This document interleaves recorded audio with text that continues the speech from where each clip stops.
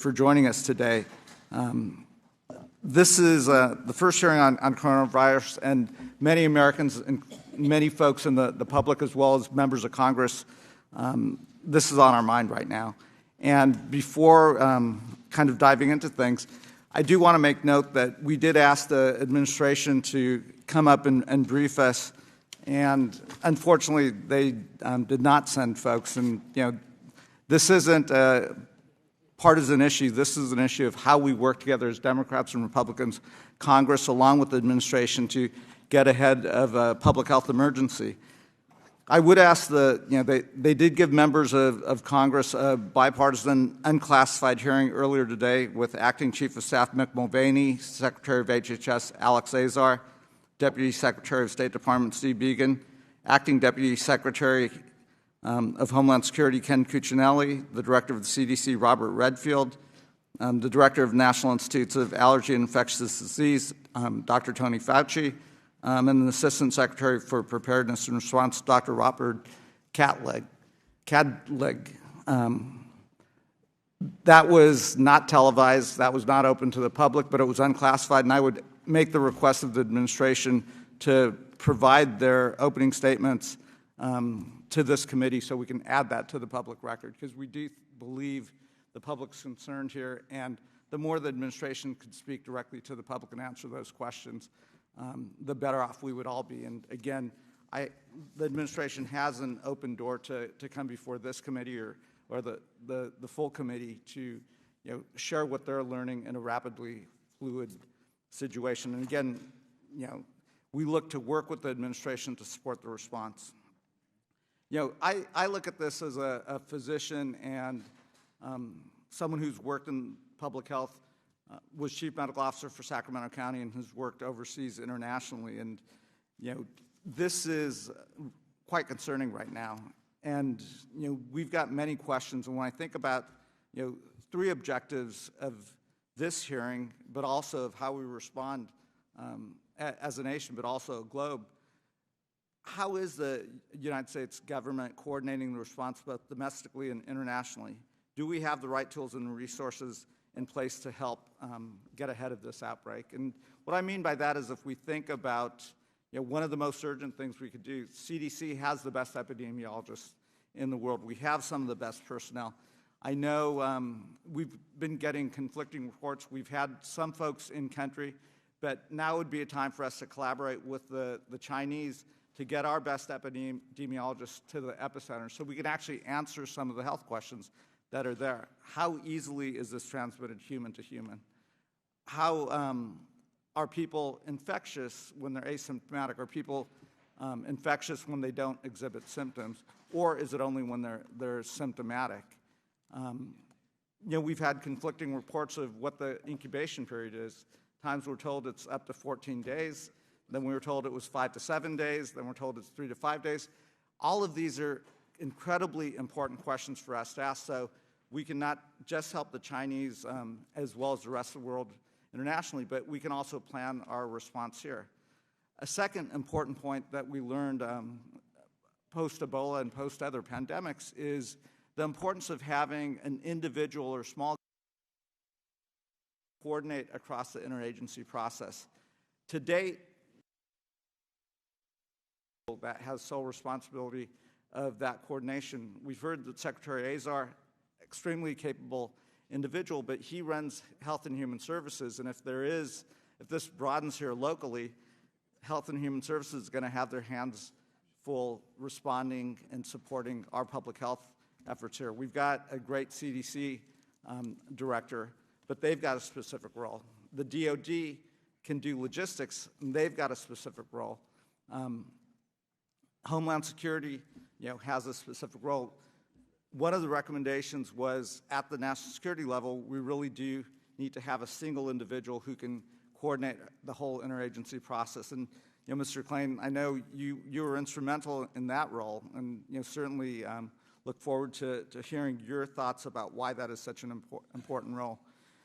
Number three, in the era that we live in, information but misinformation that's out there is going to be really important. As the public, should this spread in the United States, what is the right information that should get out to the public, and how do we combat disinformation? And, again, that's a very difficult scenario, but it is incredibly important, not just here, but also, internationally. So, again, I look forward to, hearing from the witnesses on, some thoughts and ideas. And then, out of an abundance of caution, we did see the administration institute a travel ban and, and increased screening of folks that are returning from China and the region. There are discussions taking place backwards and forwards as to whether that actually will help us get a handle on this, or if the travel ban will actually potentially make things worse. And again, I'd be curious for the perspective of some of the witnesses on how that's being implemented and the impact of that. And then lastly, part of the reason why I really did want the administration here is we don't see this as an adversarial role. A lot of things in Washington, D.C. are partisan. This is not partisan. We as Congress understand how rapidly this is moving. We also understand that we want to make sure the administration has all the tools and resources that they need. Right now, we're guessing at what they might need in the emergency supplemental. I would invite the administration to work with us. Tell us what you need, and then we'll work to try to get that available to you as quickly as possible. We're on the same team here. This, novel coronavirus doesn't see Republicans or Democrats. It sees human beings, and let's get ahead of this. Let's learn from this. And then let's also plan so we're not constantly responding to the latest outbreak, but we're actually thinking about how to prevent the next pandemic, et cetera. So those are a few things that I have on my mind. And again, I want to thank the witnesses for being here. And we really do have great personnel at CDC, HHS, State Department, and they're working overtime. And again, I commend those men and women that are spending quite a bit of time working on this to keep us safe. And we look forward to working with them. And again, this is an open door if they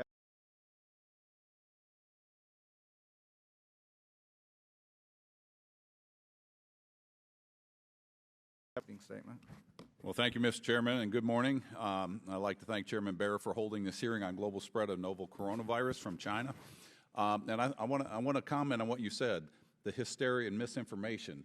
We saw that when Zika happened, and it turned into a political fight. It was politicized, and we don't want to do this. And I commend everybody that's working on this to this point. It hasn't happened, and I hope we go forward. And then you have an MD and a veterinarian, and so we're both used to having quarantines and dealing with outbreaks. I'd like to welcome Dr. Jennifer Nuzzo from Johns Hopkins University, Dr. Jennifer Bowie from RAND, and Mr. Ron Klain. I look forward to hearing from each of you about recent developments and paths forward to coronavirus and related global diseases. As of today, 20,630 people in 24 countries around the world have been infected with coronavirus that we know of. The virus has killed 425 people so far, as we know, or that's all we know of, the vast majority of which have occurred within China. I extend my sympathies to the people in China who have lost family members and remained quarantined by the Chinese authorities in an unprecedented lockdown of millions of people. I don't think we've ever seen this before. However, despite the severity and infectiousness of this virus, the Chinese government has so far refused to fully cooperate with the global community. And again, this is something we hope does not become politicized. Viruses know no borders, and they don't really care what your politics are. Although Chinese scientists were able to share the sequence of the strain with international partners, they were only able to do so after bypassing government censors. So far, China has spurned the help of CDC and refused to provide biological samples to the United States. And to date, if we look back, whether it was the MERS or SARS epidemic, that was a worldwide collaboration. And other countries, even Taiwan, needs to be involved in this because they were the ones that helped solve the SARS epidemic. The slow walking of information and assessments not only hurts the credibility of China, but also hinders our ability as an international community to prevent the further loss of life and spread of the disease. Further in the middle of the unprecedented crisis, the CCP continues to endanger people throughout Asia, by using the World Health Organization to advance its political agenda through the exclusion of Taiwan. Taiwan has also forbidden the evacuation of Taiwanese citizens from the mainland, directly threatening the safety and sovereignty of their citizens. This can't stand, and again, viruses really don't care what your politics are. The United States should be better prepared to face future threats as well, which is why I supported multiple efforts in Congress to promote the One Health framework, which we're going to talk a little bit about, because this coordinates departments, activities, and programs that will prepare to protect the U.S. food and feed supplies in the event of a zoonotic disease outbreak. So this is a cooperation between USDA and HHS. As we know, 6 to 7 out of 10 diseases that we get originate in the animal world, and the coronavirus is a perfect example. The recent outbreak of coronavirus stemming from Wuhan, China, is a perfect example why managing the spread of the animal-to-person spread to prevent person-to-person spread is so important. Thankfully, the CDC has repeatedly assured the American people that the risk to our residents remains low. This thanks in large part to the actions taken by the administration in organizing targeted quarantines, travel advisories, research into treatments, and vaccines, in addition to the daily calls our staffs get and members of Congress get on this issue. However, questions remain regarding potential paths forward. What can we do in the future to prevent not just China, but any country, from hiding the spread of a deadly virus of which they are repeat offenders? How can we balance long-term pandemic preparedness with the billions of dollars our government spends in short-term responses to emerging threats? Congress must continue to enable our agencies to respond effectively to infectious diseases and encourage our government to collaborate with all of our international partners in global health. I look forward to this hearing from the panel on response to the spread of the coronavirus in the U.S.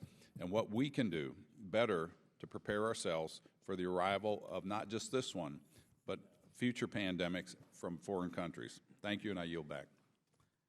Thank you to the ranking member. And my staff was just updating the numbers. It's now 492 deaths. So obviously, rapidly.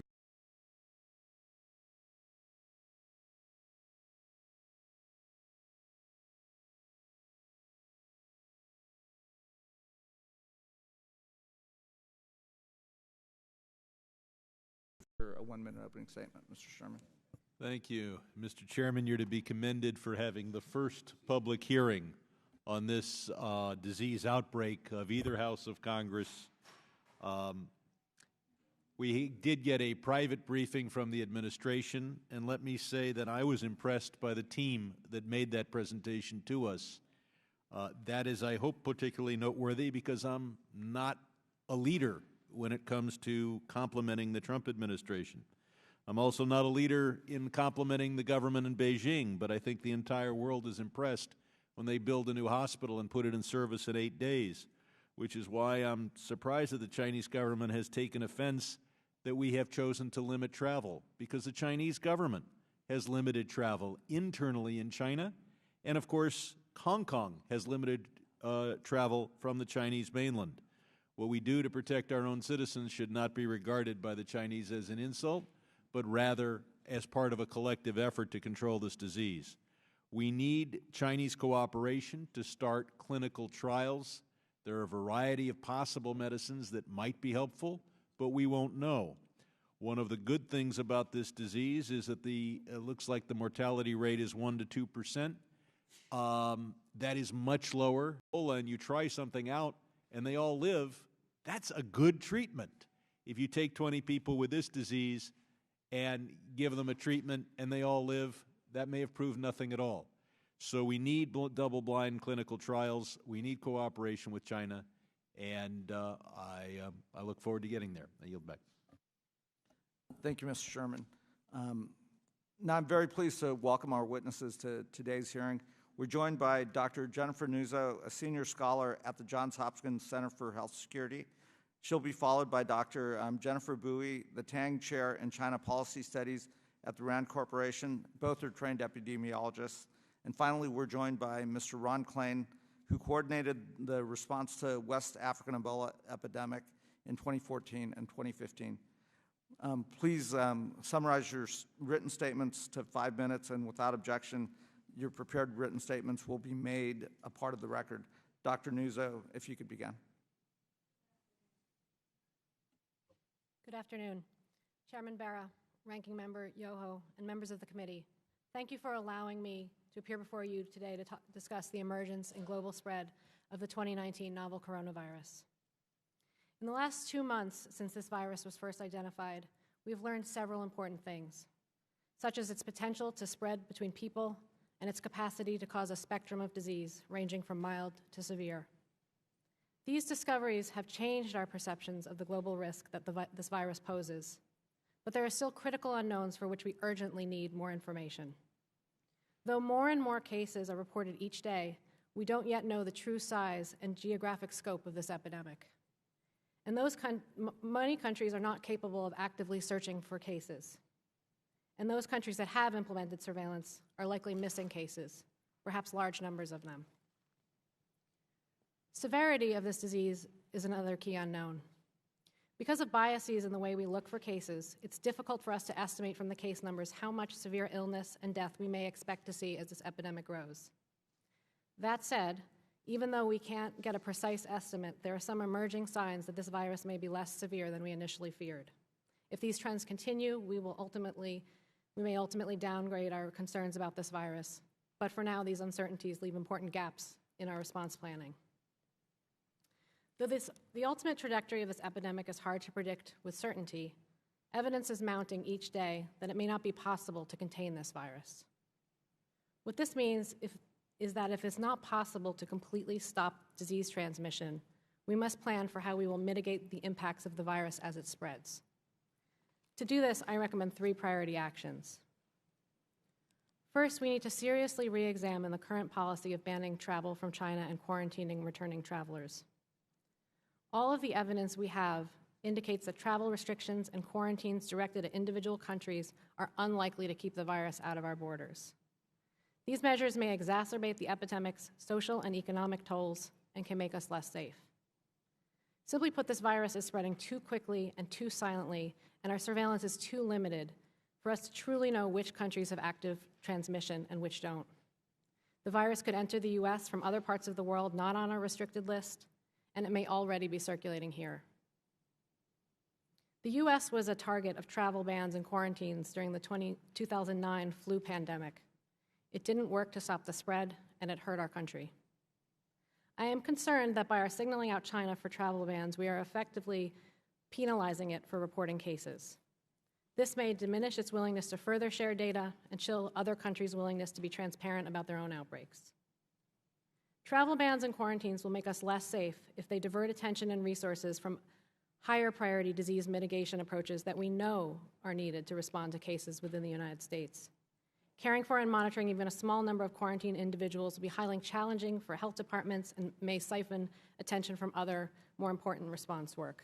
And we're already hearing stories about chaos in the states as they're trying to implement these recent policies. Second, rather than penalize China, we should try to assist it in responding to the epidemic. Helping China is in our best interests.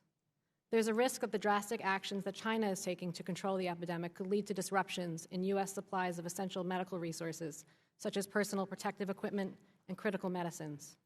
We need to examine this possibility and identify ways to ensure that the epidemic, or the U.S. response to it, doesn't interrupt medical supply chains. Third, we should focus on health response efforts that we know will help to lessen the impacts of the virus within U.S. communities. We need to ensure that federal, state, and local health agencies and hospitals and health clinics have the resources they need to diagnose, isolate, and safely treat cases, and to promote feasible approaches to disease mitigation that are most likely to reduce disease spread, minimize disruption, and protect those most likely to experience severe illness and death. For this, we need leadership and additional investments, possibly in the form of emergency funding, such as was appropriated during the 2009 pandemic. Government leadership is also needed to facilitate the development of medical countermeasures, including infectious disease diagnostics. The points I've raised today hopefully paint a picture of an epidemic that is in many ways complex and evolving, but for which we are increasingly gaining clarity. One thing is certain: international collaboration will be essential for us to continue monitoring and learning about the virus and to inform our own response plans. That we know anything about this virus is due in large part to information contributed by China, Thailand, Vietnam. These are countries that have worked hard to improve their surveillance, in part with U.S. help, and we will likely need their help going forward. We should recognize these successes as they demonstrate the value of our investments and the need for continued international engagement. Though our instincts may be to isolate ourselves to try to keep the virus out of our borders, this approach may only weaken our preparedness. Thank you. Thank you, Dr. Nuzzo. Dr. Bowie. Thank you. Chairman Barra, Ranking Member Yoho, and members of subcommittee, thank you for inviting me to testify for this coronavirus outbreak. My testimony will start with laying out the context of this outbreak by looking at China's public health development after SARS. Then I will examine China's current response to this outbreak, and I'll end with some recommendations. 17 years ago, SARS emerged from southern China and caused a global outbreak and infecting over 8,000 people and killing more than 700. SARS prompted China to radically rethink its public health system. The country invested heavily in the Centers for Disease Control, surveillance networks, and the National Influenza Center. SARS also spurred China to strengthen its relationship with the United States and the wider international community around public health concerns. The U.S. helped China in both public health infrastructure and capacity building. Public health professionals from both countries collaborated on HIV/AIDS, avian flu, swine flu, H7N9, and Ebola. In the last couple of years, however, this relationship has faltered due to tensions between the U.S.-China relationship. Compared to SARS, the time taken for the Chinese government and the global health community to respond to the first cases of coronavirus are much shorter.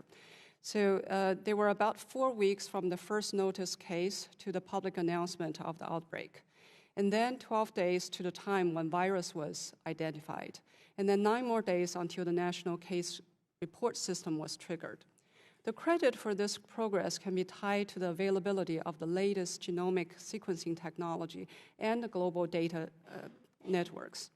Because of the rapid identification of the virus, many countries, including US and China, can now quickly develop a testing kit, monitor the genetic mutations, and have better understanding of the transmission. All countries can link their cases to the current outbreak now. Further, the wide use of social media and China's progress on globalization has pushed the government to be more transparent. However, there are remaining similarities to the SARS response. Given the Chinese government values stability most, an outbreak by its nature is disruptive. The government's hesitation to announce the public health threat was reflected in the long review process and the regulations that prohibiting local officials and the members of public discuss outbreak before the approval from the central government. The downplay of the severity of the outbreak also has happened again. From January 3rd to the 20th, the expert investigation team assured the public that there was limited person-to-person transmission. And after closing the animal markets that associated with the first group of cases, the epidemic was under control. It was not until cases outside China appeared that the second team was sent and confirmed the communal transmission. Then the government announced a public health emergency and triggered the national case reporting system. Finally, as with SARS, the government uses mass quarantine as the primary intervention.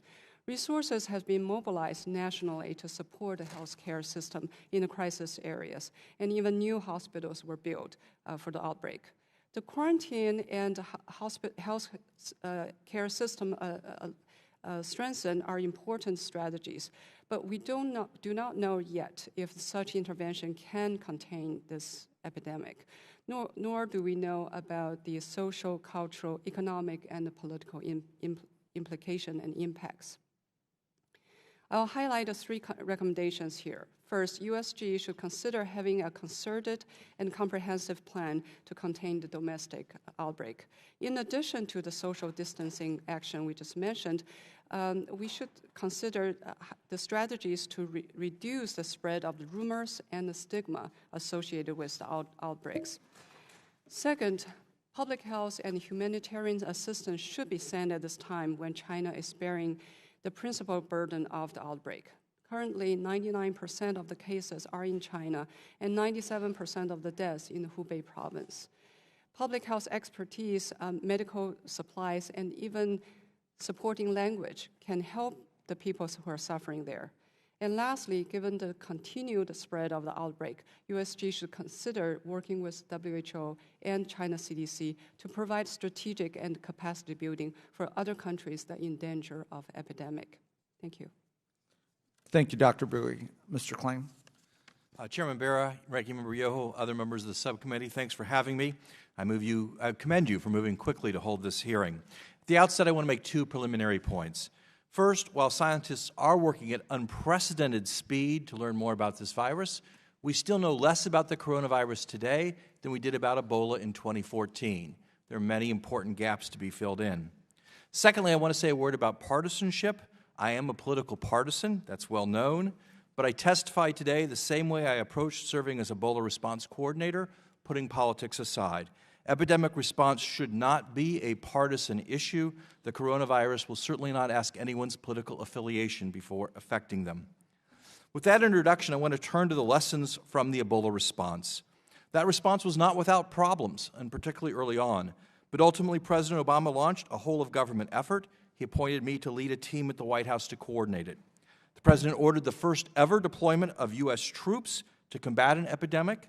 He implemented innovative policies on travel screening and monitoring and worked with this body to pass a $5.4 billion bipartisan emergency response package.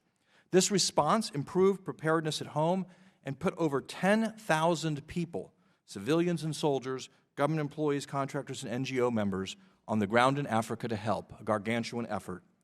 The epidemic was tragic, a loss of 11,000 lives or more. But experts had forecast a death toll of more than 1 million. Thus, as part of a global response, with Africans playing the largest part, America helped save hundreds of thousands of lives. Here at home, after some initial missteps in Dallas, no one contracted Ebola on U.S. soil, and the evacuation of Americans from Africa with Ebola saved lives and resulted in no spread of the disease here. And the benefits of this response continue to this day. With Congress's support, we stood up a national network of medical facilities that remain prepared now to respond to cases of dangerous infectious disease. Nothing like that existed before. The response helped develop an effective Ebola vaccine being used now in Central Africa, and new therapeutics have dramatically reduced the mortality rate of Ebola. Tom Friedman recently wrote that the Ebola response was, quote, President Obama's most significant foreign policy achievement, for which he got little credit precisely because it worked, demonstrating that without America as a quarterback, important things that save lives and advance freedom often don't happen, end quote. Now, the challenges we face now from the novel coronavirus have many differences from those that Ebola posed, but also some key similarities. I want to try to quickly run through 7 lessons from the Ebola response that should be applied today. First, in a scenario like this one, there is no substitute for White House leadership. There should be a single high-level official inside the National Security Council overseeing the response. At the end of my tenure as Ebola response coordinator, President Obama accepted my recommendation to create a permanent Pandemic Preparedness and Response Directorate inside the NSC. President Trump initially continued this structure, but unfortunately in July of 2018, he disbanded this unit. The gap that created for this response is significant. Now, last week's decision to create a task force to oversee the coronavirus response is a valuable step, but I think it's insufficient. That is not a criticism of its chair, Secretary Azar, for whom I have great respect, but reflects the fundamentals of bureaucratic behavior, the realities of the competing demands on a cabinet secretary's time, and the need to ensure foreign engagement at a high level. This response should be led by a full-time senior appointee at the White House. Second, the U.S. must lean forward to fight this epidemic overseas. Unlike West Africa in 2014, China today would not accept thousands of U.S. responders on the ground. But that doesn't mean our focus is limited to the homeland. Nations poorer than China may see outbreaks and need direct help. Our diplomats should be engaged around the globe. The best way to keep Americans safe is to eschew isolationism and help other nations combat the virus. Third, this administration must ensure that science and expertise guide our actions. There are going to be many hard decisions in the days ahead. The American people are fortunate to have the world's leading experts on infectious disease working in this government, experts who have served Democratic and Republican presidents alike. This expertise should be paramount in decision-making.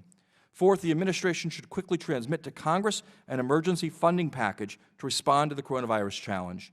Federal agencies, state and local governments, hospitals testing and treating patients will need assistance. Research and deployment of new therapeutics and vaccines need government support. While the response has benefited from the new emergency fund that Congress created on a bipartisan basis last year, that probably will not suffice. The Trump administration should send an appropriate funding request to this body. Fifth, the Congress must do its job in dealing with the coronavirus. It needs to act on any such request quickly and should perhaps work now to be ready for it. In addition, hearings like today's are very important. The emergency fund needs to be increased and paired with a fund to support the development of therapeutics and vaccines on public-private partnerships. And finally, Congress must renew funding for the full network of Ebola and special pathogen hospitals created in 2014. It's set to expire in May.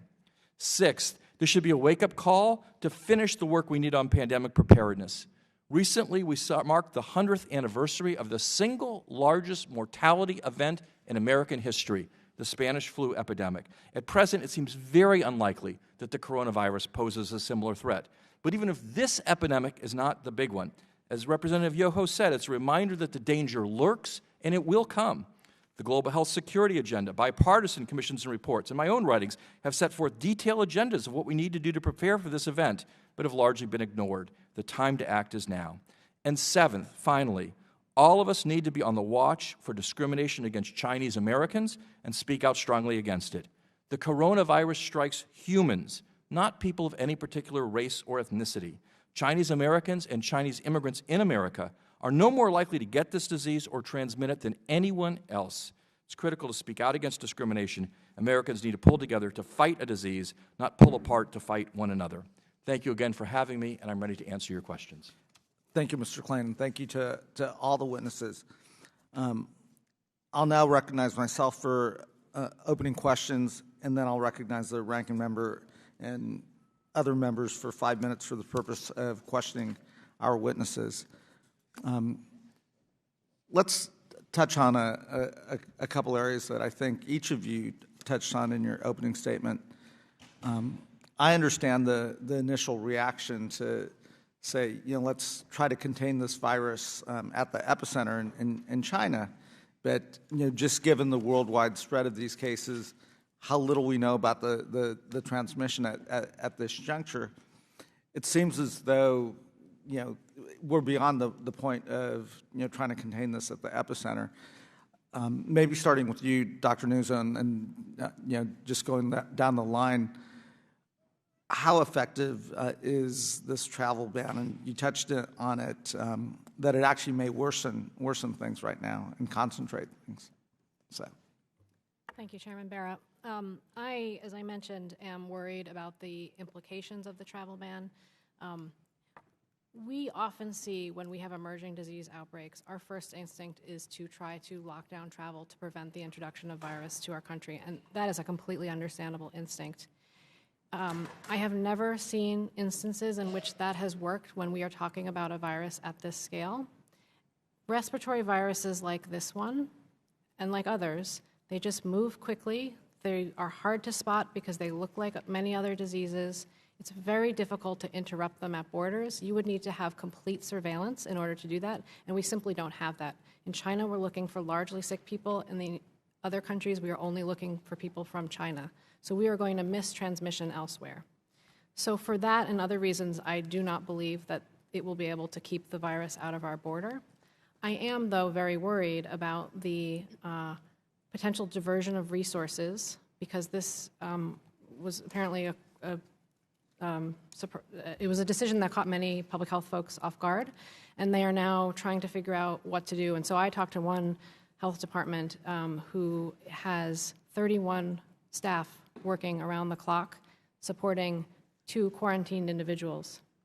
And I just think as this epidemic grows, that's not likely to scale. Right. So I'm worried about that. And then I'm also worried about the chilling effect that it sends, the potential to erode in a relationship with China that we are critically dependent on right now for the supplies and the things that we need to be able to manage our own cases, but also we just need more information. And as you mentioned in your opening remarks, China will be the source for that information in large part. Right. Maybe Mr. Clayton, Dr. Nuzzo touched on the supply chains and the interconnectedness of how concerned should we be about those supply chains and obviously they're global supply chains as well, and the medical supplies potentially needed here, but also in China? Yes, Congressman. I mean, we don't have a travel ban. We have a travel Band-Aid right now. First, before it was imposed, 300,000 people came here from China in the previous month, so the horse is out of the barn. Second, what we have restricted is not travel to or from China, but passports to and from China. There's no restriction on Americans going back and forth. There are warnings. People should abide by those warnings.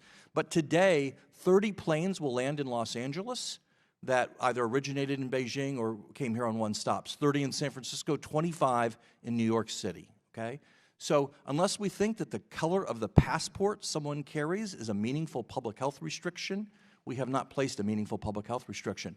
And then to get to your question, exempt from the President's travel restriction, of course, is the import of goods from China and, of course, the people who fly the planes and drive the boats that bring those goods from China. We couldn't ban that activity. We vitally need that. 90% of the antibiotics in this country come from China. All kinds of vital medical supplies. Dr. Nuzzo mentioned the PPE we will use to treat people. So travel bans, even putting aside Dr. Nuzzo's concern, that's not what we're imposing. That's not what exists. What we should be focused on is monitoring the people who are here, who have been in China in the past 14 days. That is complicated. That is hard. We built a path-breaking system to do that in the Ebola response. This is much larger and more complicated, and I don't think we've heard answers. I hope Congress will get them, but what the administration is doing on that, which really should be our public health priority. And maybe in limited time I have left, Dr. Brew, you have a unique perspective having trained in China. And from your perspective, how best can we assist the Chinese? And again, from the congressional perspective, we're not looking at this as adversarially. We're looking at this as collaboratively. Great, thank you. I agree wholeheartedly with Dr. Nuzzo and Mr. Klain that the travel ban doesn't help that much in the current situation. I want everyone to understand that Chinese scientists look up to the American scientists highly because United States has helped China to build the public health system and has helped with capacity building after SARS. So they always looking at U.S. as a leader in this field, and for U.S. to make this decision. So I think that's why China is a little bit surprised and also feel hurt.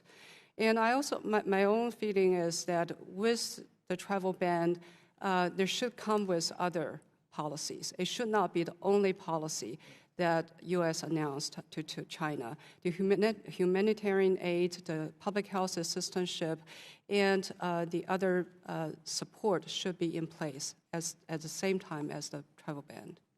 Great.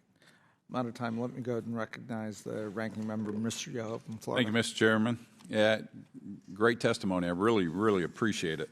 I've got a ton of questions. Let me go through. Dr. Nuzzo, you said we should look to help China versus blocking them out. What kind of help would you recommend other than what we've done? Keep in mind, if China won't accept our offer to help with the CDC, what else can we do? I would like to hear from you. Yeah, thank you, Ranking Member Yoho, for that question. First of all, I want to make clear that I think one of the concerns that I have about our... Dr. Nuzzo, could you speak into the microphone? Excuse me, sorry. I want to make clear one of the concerns that I have pertains to not just our response to this virus, but also how China is responding. And the disruptions that I spoke to earlier, I believe will be exacerbated by the lockdowns that China is taking in an attempt to control the virus. Since those lockdowns have been announced, every single province in China is reporting cases. So I am increasingly not convinced that those measures are helping, and I am really worried that they are going to cause disruptions. And so I think it is essential that we encourage China, pressure China, whatever the negotiations that we do, to pursue strategies for controlling the virus that are not going to be disruptive, that will not suspend the production of critical medical supplies because people can't get to their jobs. Let me interrupt you right there because that's something I want to talk about. Sure. You know, does the fact that China did a massive quarantine, our reports are 50 to 58 million people have been quarantined. Does that concern you in addition to the rapid construction of the 1,000-bed hospital, which was a monumental feat, and they've got another 1,500 beds going in? So China is putting a stellar effort into this. That alone, I would think, would be a concern for all of us if they're that concerned about it, yet the information coming out is, well, we got it kind of under control. And then the furloughing of workers, I've heard up to they're told not to come back till sometime in March. I think this is a big concern that we need to look at, and I'm all for quarantine if it's done properly, but as Dr. Bowie said, it can't be the only thing. You've got to have a systematic way of you're doing. I mean, we do that with equines, with influenza outbreaks and shows, and it's not. Somebody asked me, well, do you care more about horses than people, or do you want to treat people like horses? I'm like, no, but do we put more emphasis on our animals than we do our people? This is a national security thing, and we can't afford it. And if the economic impact that China's going to feel, I think that's something that we need to look at very seriously, that this has the potential. And I want to bring up, does anybody know the duplication rate of this virus compared to influenza or SARS? I completely agree with your concerns about the internal response. I do not believe that the massive lockdowns in China will lead to a cessation of transmission of the virus. I think that it is already causing a tremendous amount of disruption. When you hear stories about people having to walk to the hospital, sick people having to walk to the hospital because transportation has been shut down, that really raises warning flags in terms of the public health benefits of these measures. But doesn't that also show you the severe threat that the Chinese see themselves? I think that everybody is viewing this severely. I will tell you that many of these tendencies we saw during SARS as well, and we often see when there is an emerging infectious disease outbreak like this. All right. I want to go to Mr. Klain because he's jumping over here. Thank you. I appreciate that, Congressman. Look, I think that there are 2 points that I will make. Well, 3. One, I agree that there are a lot of signs here that this will be more severe in China than has been reported, and I have no doubt that the actual number of cases is significantly higher. Well, let me tell you what I heard yesterday from reliable sources. It's over 100,000 people been exposed. Yeah, what we've heard, and the duplication rate with influenza was about 1.3%. That means one person can affect about 1.3 people. And that was the same with SARS, a little bit higher for SARS. This one, they're estimating right now between 2.5 to 3. So that means one person is affecting 2.5 to 3 people. And that's not being reported. And if that's true, and the Chinese know that, they need to let us know, because that shows you the virulence of that and the rapid spread. Yeah, I agree. We don't really know what the R0 is. We don't know a lot of this facts. We need to get this information. I agree. Last thing I want to say is about this Chinese internal quarantine. Just to put a finer point on what Dr. Nuzzo said, I'm highly skeptical that this is effective. You know, I think we all saw that picture of all the bridges out of Wuhan with no one leaving. But if you looked at that picture, on the other side were literally thousands of trucks on their way into Wuhan. Who drove those trucks, and what happened after they unloaded them? Think about trying to quarantine a city the size of New York City in the United States, and imagine that no one would come in and no one would go out. How would you feed those people? Who would run the power plants and all these things? Going to be found out in the future. Yeah, and so what I'm willing to bet right now is that people are coming and going from Wuhan every day. And it's just the practical reality of the size and the scope of what we're talking about. I'm out of time. Thank you. Thank you, Mr. Chair. Mr. Sherman from California. First, this outbreak shows the wrongheadedness, almost immorality, of the Chinese government excluding Taiwan from the World Health Organization. We've got to be on Team Human, not on Team Disease. And whenever something new like this happens, we react. Almost always it's an overreaction until there's that one case where the reaction is not an overreaction.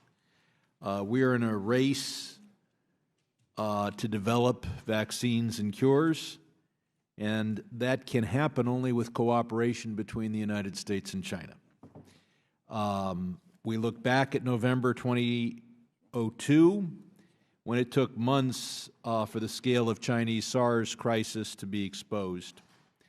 This time, as the New York Times reported, at critical moments in the first 7 weeks between the appearance of the first symptoms in early December and today, the government's decision, between when the first appearance and the government's decision to lock down the city, officials chose to put secrecy and order ahead of openly confronting the growing crisis. So I'll ask each of our witnesses, are the Chinese being honest as to the extent of the epidemic? Does the World Health Organization have sufficient access to facilities and to patients? Doctor? I can't speak to intention. I think there have been critical information gaps. The one that I am particularly interested in learning more about and think we should have more information about is about the severity of cases. You know, to the point about how is the situation more severe than they're letting us know? Are there more deaths or dying that we're not hearing about? Okay. One puzzling feature so far is that the cases that we have seen outside of China have been far more mild than what's going on in China. So we need to understand why that is. And for that, we need access to more data. I have been encouraged that there have been a number of scientific publications that have come out already about this with Chinese and others and scientists from elsewhere on those publications. But I, as an academic, can't even justify waiting for a publication to learn about these things. So I absolutely believe that more information is critical. Okay, I do have limited time. The Chinese have reported 24,000 cases and 490 deaths. Dr. Bully, my observation. What do you think the number is? Right. My observation is that there was delay of case reporting for sure before January 19th. After January 19th, the government triggered the public health emergency, and that triggers the national case reporting system. That case system was implemented after SARS. And as if you know SARS better then you know that at the end of the SARS, when they set up the system, they say they put it in law that if anyone cannot report the accurate numbers, then they will be punished. I think that's very well. I've got to go to the other. I asked. The problem is. Excuse me, I have limited time. The Chinese have not involved the United States experts to the degree they should. Do we have sufficient numbers of people from Europe, Japan, and the World Health Organization on the ground to get us the information and to see that we're doing all we can to look for cures and vaccines? Mr. Kling. I don't think so, Congressman. And again, this is one reason why I think we need a high-level coordinator at the White House who can be in touch with foreign governments at other high levels. Secretary Azar is competent and skilled, but this is an act of diplomacy, not just health diplomacy, but high-level diplomacy. Our president should be on the phone with President Xi. You know, we should be engaging these other countries at a very high level. That's what we did during the Ebola response, very high level from the White House, and I think we need to do that here to get more American eyes on the ground. Again, I was asking not just about the U.S. Do any of our witnesses know the level of WHO, European, and Japanese experts on the ground in China, and is that sufficient? Is China cooperating with any of the other advanced health organizations in the world? My source is the news, and I know that the WHO has announced that they have a team on ground. And I thought they have a what? they have a emergency team in Beijing. And I think the director of the WHO was in Beijing, I think, since January 27th. My time has expired. Right. Let me recognize Mr. Perry for 5 minutes. I thank the Chairman. Thank the witnesses. We have ample evidence that China has undue influence over many UN organizations, including the WHO. The WHO continues to exclude Taiwan, that is an important player in this and many other things. Do all of you think that we can just unilaterally trust the World Health Organization to give an impartial assessment of China's response to the coronavirus? I'll start. I certainly don't think so, Congressman Perry. I think the WHO is performing better now than it was during the Ebola response 5 years ago. I think new leadership has helped. But I think the delay in declaring a public health emergency and international concern reflected Chinese influence there.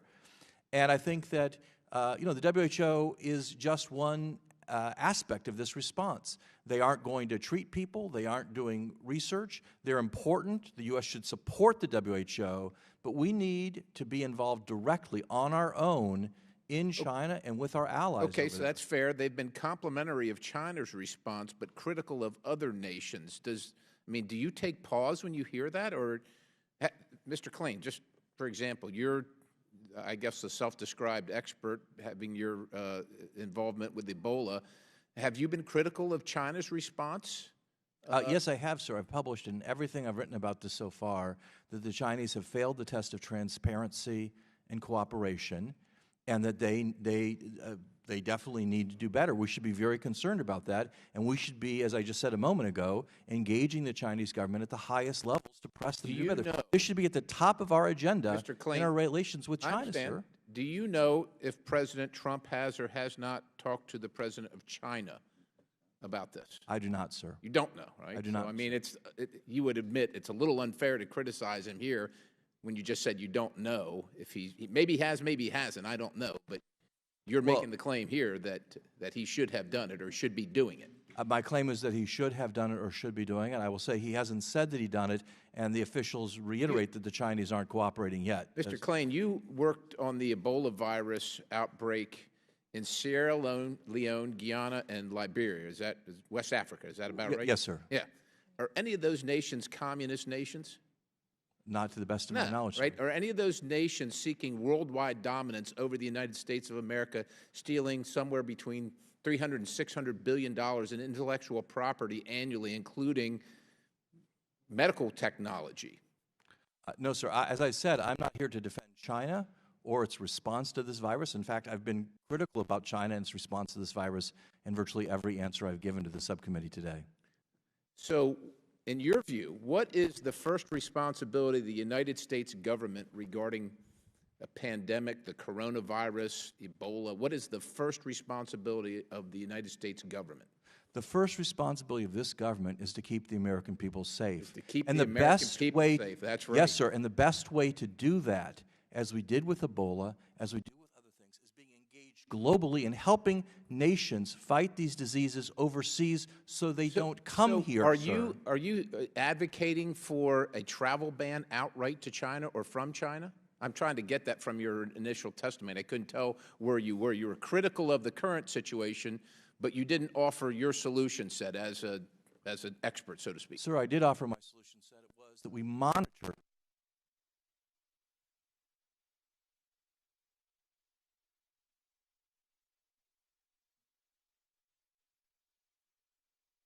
project. Yes, sir.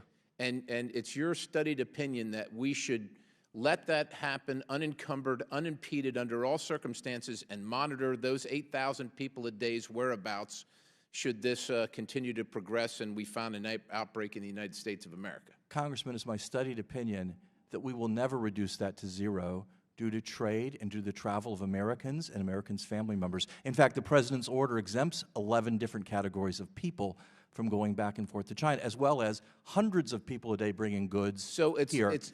Given that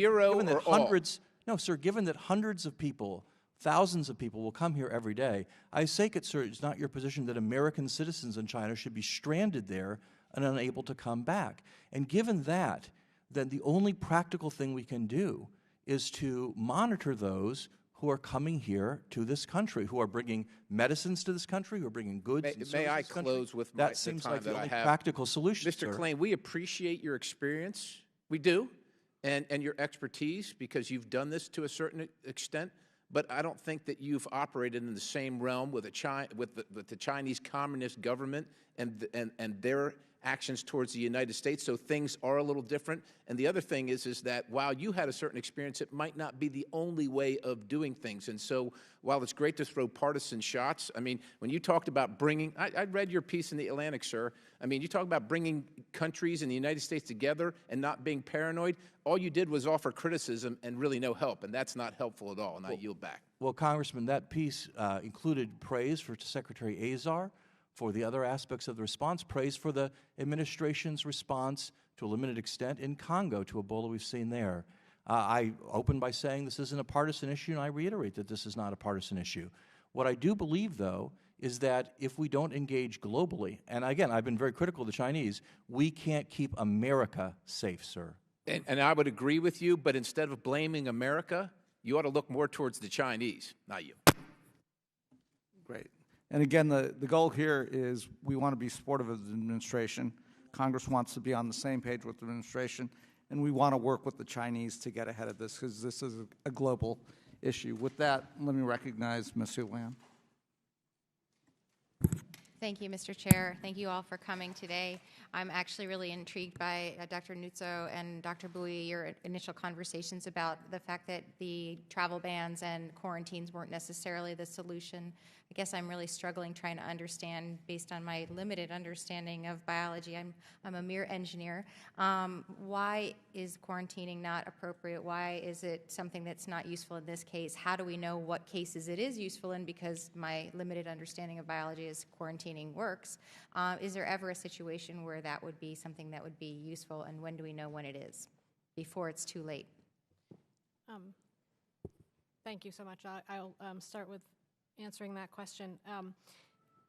The challenge here is that we are talking about a respiratory virus that it potentially has, and I take the earlier points, there are still some uncertainties about the incubation period, but potentially can spread between people quite quickly. So it is very difficult to know where the disease is spreading because you just simply can't get a hold of it, ahead of it in terms of your surveillance. So those sorts of circumstances make quarantine challenging because we don't know who we should be quarantining fully. We may decide, just based on the numbers of cases in China, that we should quarantine travelers from China. But we don't actually know if travelers from other countries have the virus. We also don't know if it's already here, because we are only testing people who have a connection to China. So that makes it challenging. Quarantine is actually not something that we routinely use in public health, despite what you may have heard. It's actually something that we only use in very rare circumstances. We in public health, when we talk about quarantine, we mean restricting the movement of people that are not yet sick. We very frequently isolate people that we know are sick. That's a very routine and well-studied process. But quarantine is not something we routinely do. It's usually reserved for circumstances in which you have a small group of people, perhaps in a measles outbreak, in a vaccine-hesitant community.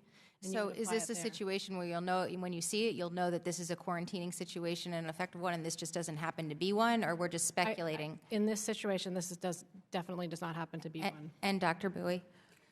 My sense of a quarantine is a primary prevention. So it's basically separating those who are sick versus those who are not sick.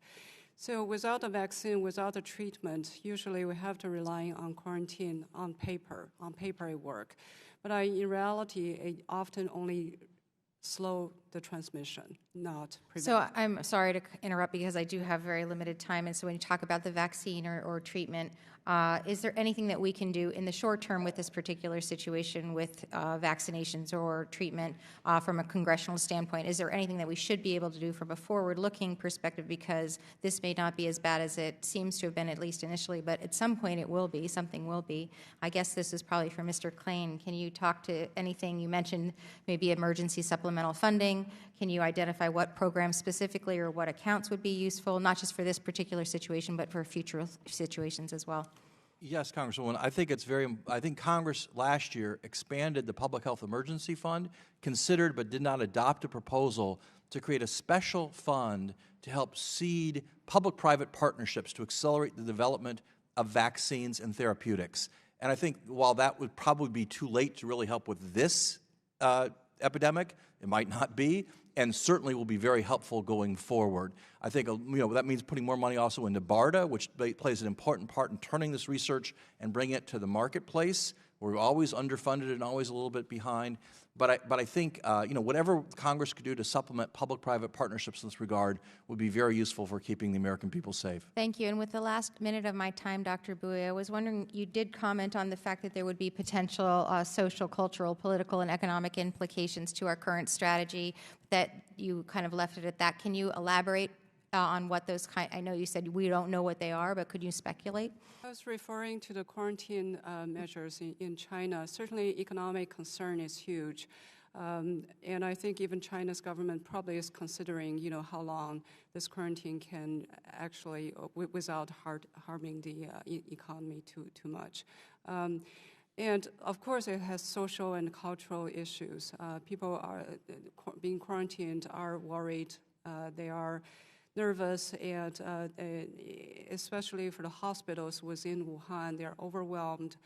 Certainly the new hospital will help a little bit, and the mobilization of resources help a little bit. But for people under quarantine, it's a tremendous stress. Politically, of course, there are lots of distrust, lots of questions within China now. And again, quarantine, lockdown a whole city usually is not the best practice. Thank you. I've run out of time. I yield back. Great, thank you. Let me recognize Mr. Mass from Florida for 5 minutes. Thank you, Mr. Chairman. I want to take a step back and ask that we all recall we have districts back home, and while we deal with national policy, the questions that we ask on this matter to individuals with children, individuals that go to work, individuals that are exposed to people that travel. We will all travel presumably Friday or Saturday back to our home districts. We're in a very international city here. And I feel as though this sense that I'm getting from you all about quarantine not being the right path does not pass the test of common sense. But I don't want to dwell on that right at this moment. What I want to ask first, number one, in the aim of speaking about people that we represent back home, if you were in Wuhan right now, any one of you, you all have experience with this, what would be your first or second or third line of defense? How would you protect your family? How would you protect yourself? Would you wear a mask? Would you wash your hands? Does that not work? Would you not touch your eyes or your nose? Would you prevent your kids from going to school? What would you do? Can I start with, I think, and there are many other primary prevention methods. Health education is one.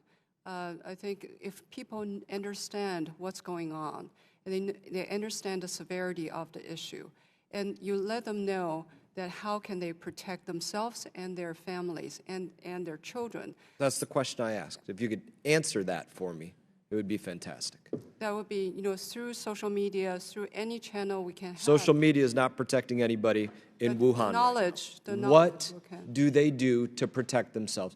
So if there are people that come to our country because there is no quarantine on them because of this academic approach instead of common sense approach, what do people do to protect themselves when they are exposed to others?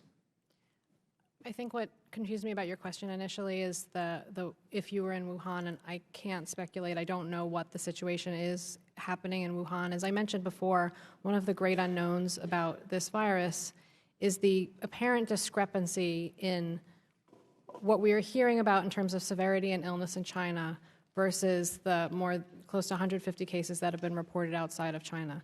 The majority of the cases that have been reported outside of China have largely been mild disease, like other respiratory illnesses. I apologize for cutting you off, but none of you are answering a very straightforward question. Mr. Klain, presumably the expert on this panel. If you were there at ground zero, maybe you're not in a full-on TAP suit, but what would you do if your family was going to be in an area that was exposed to it? How would you protect your family from this? What is Defense One? Yeah. So, Congressman, I think this goes back to your initial point, which is Defense One would be to get out. And the problem, I think, for this issue of travel bans and quarantines is that probably hundreds of thousands or millions of people have. Okay. Thank you. Number one, get out. Right? Number two, Number two you can't would be, get out, would you're be there. Number two, what would you would be social distancing, would be trying to have fewer interactions with people. You asked about keeping your children home from school. What we found in the past is when that happens, people's children leave the house and go to shopping malls and other places where they have contact with people. So, you know, it's a tricky thing. How would you physically protect yourself?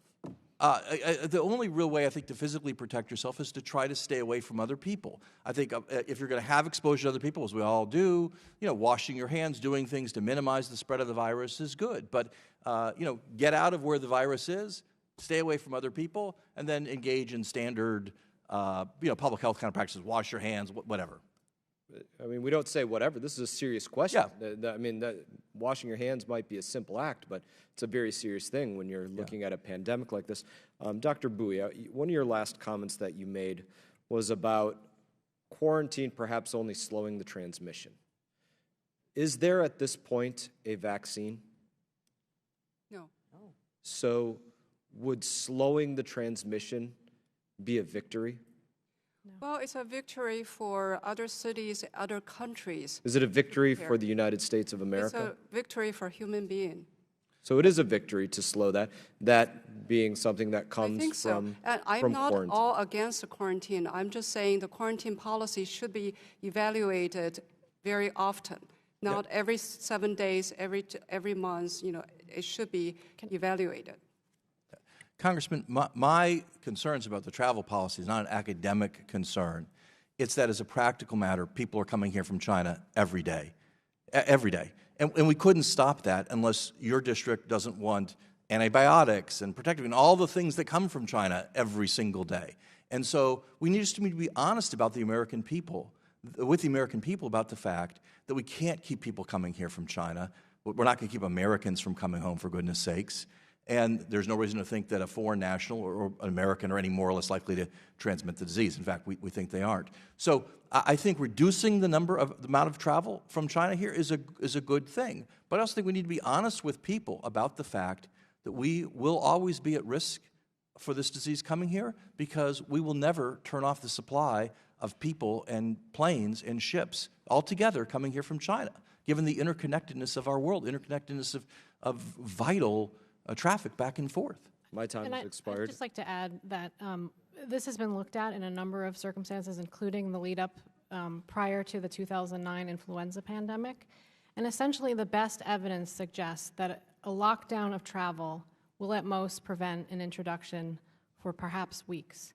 That is not meaningful in the context of developing a vaccine. A vaccine could take a year or more. It's not like flu where we have an existing platform that we can use to create a new version of a flu vaccine for the use in the pandemic. So I don't disagree that slowing is a good idea if it is a meaningful amount of time that can be slowed and if the consequences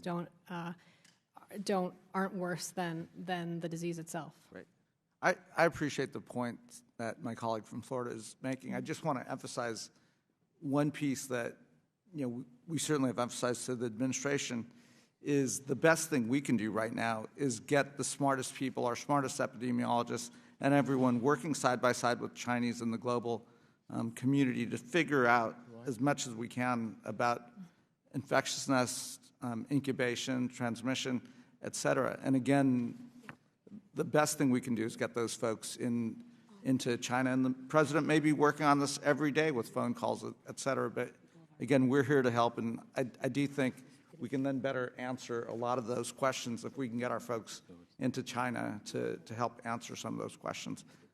I'm going to go to the chairman of the full committee, Mr. Engel. Mr. Engel, you're recognized for 5 minutes. Thank you, Mr. Chairman. Thank you for calling this important hearing on the coronavirus outbreak. It's one of the reasons why I love this committee. We're really right in the center of things and quickly as well. So I want to start by expressing my sympathy and condolences to everyone who has been impacted by the outbreak, including the people of China, other affected countries, and those here in the United States. It's hard to imagine how painful and scary these past weeks have been for these families. Here on the Foreign Affairs Committee, we know that global health is critical to our national security. We held a hearing on women's health this morning, but the rapid spread of the coronavirus over the past month shows this all too clearly. Our country needs substantial resources to strengthen our ability to prepare for and respond to public health crises like this. But instead of building up that capacity, the Trump administration has scaled down some of our most critical public health institutions. Over the past 3 years, the administration has slashed the budgets for the Centers for Disease Control and Prevention, known as CDC, National Center for Emerging and Zoonotic Infectious Diseases, and the CDC's Global Health Security Agenda, making it much harder for the agency to respond to outbreaks overseas.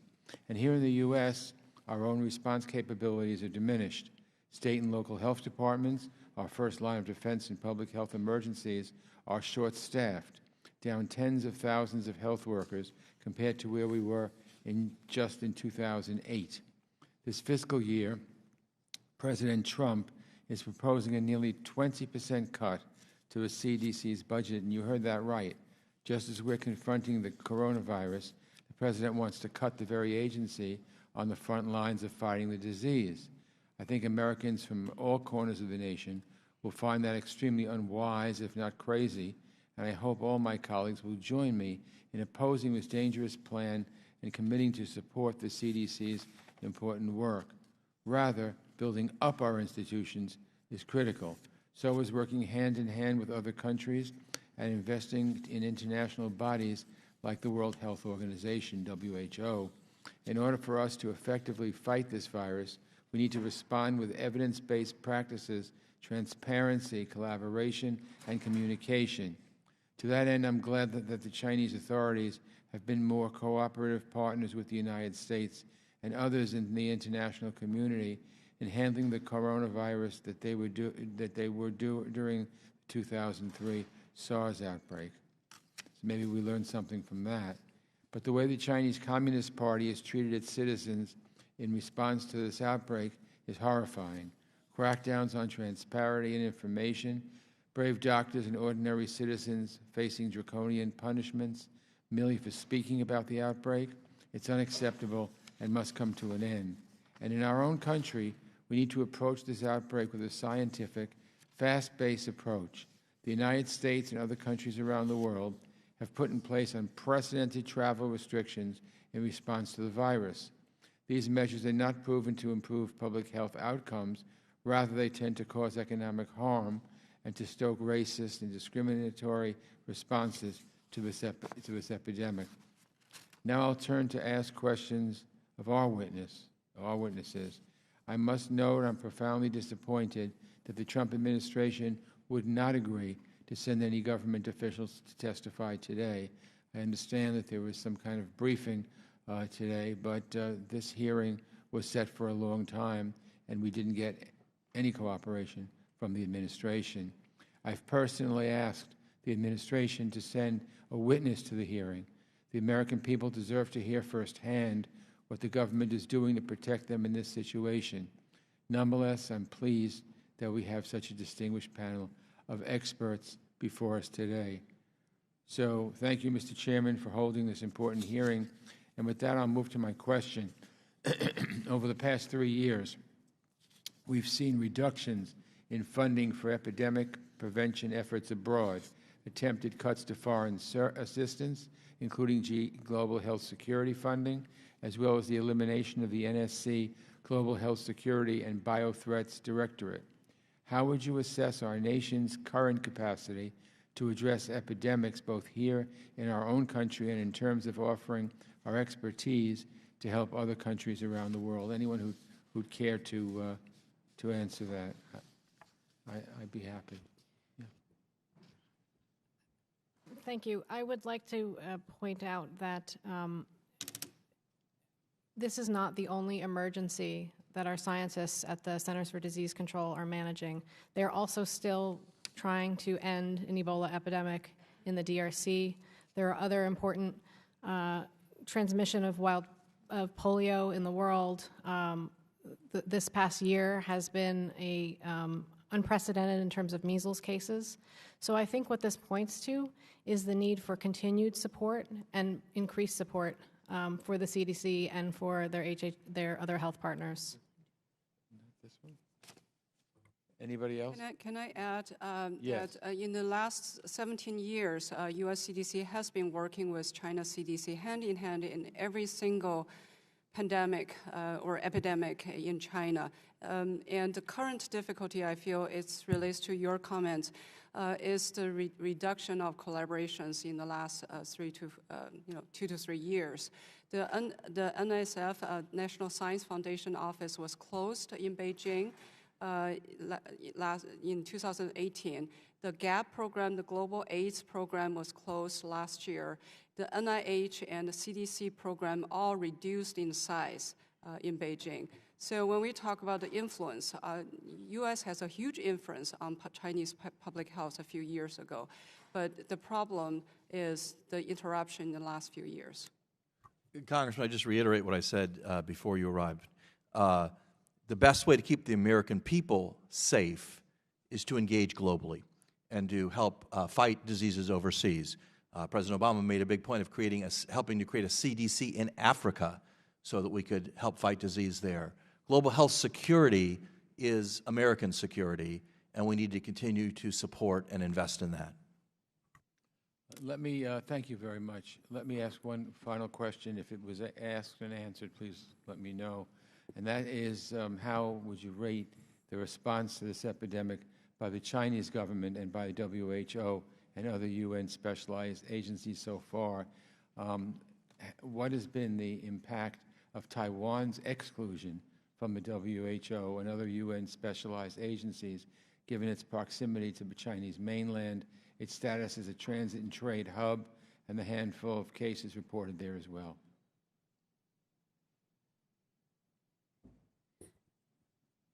I study outbreaks and epidemics and pandemics in various different settings. And in every situation that we've looked at, there have always been challenges, there have always been missteps, and there's always been mistakes.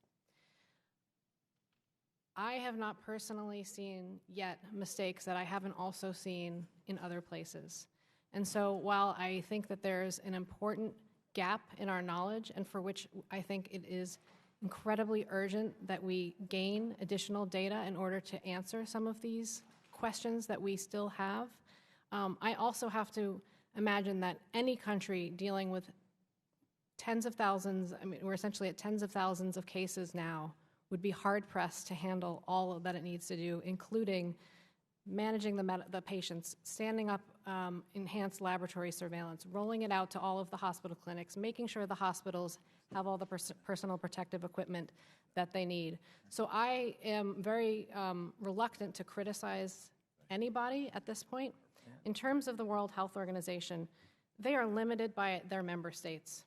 The international health regulations were established to define the maximum efforts that countries should take in the name of disease control. They are inherently looking at international issues and not what individual countries do within their own borders, so long as it doesn't spill across their borders. What we have seen from the WHO is that they have been very reluctant to call out countries, all countries, not just China. There was questions earlier about whether they were unduly influenced by China. Just looking at the Ebola outbreak in the DRC, there was a long period for which many individuals thought that they should have declared a public health emergency of international concern, and they didn't want to.